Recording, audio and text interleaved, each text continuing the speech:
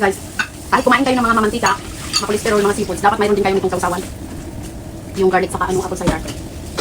May pampa-high blood, may pampa-low blood. Doon sa mga high blood doon sa mga anemic na wag na kayong maggawa niyan. Kasi lalong bababa ang inyong ang inyong dugo. Para sa mga high blood ng guys saka mataas ang cholesterol. Katulad namin. Ako naman hindi masyadong mataas paso. Minimaintain ko siya guys kasi ayaw kong tumaas.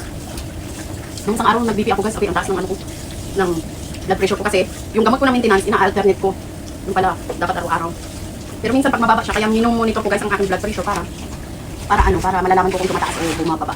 Pag mababa, hihinto ko yung gamot. Pag mataas, continue everyday. Pero hindi advisable yan, sabi ng doktor. Ako lang ang gumagawa ng sarili ko. Ano kasi, ang mahal guys ng gamot dito. Wala man akong insurance. Kaya, ganun ginagawa. Pero doon sa mga high blood, huwag niyo akong gagayahin kasi may kanya-kanya tayong ng doktor. Pero matigas ulo ko guys, sinasabihan ako ng doktor. Kaya, bawal ako magalit. Bawal ako maging masaya. Okay lang pag yun ay continue yung mo araw-araw. Kaya, nire-relax ko ang aking sarili. Pag alam ko na nagagalit na ako, cool lang. Relax. Ganun lang guys, ang mga may high blood. Hindi lang yung guys high blood, mataas din yung cholesterol ko. Ang cholesterol ay iwas sa mga mamantika. Yun na.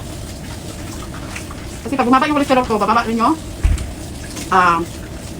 high blood pressure.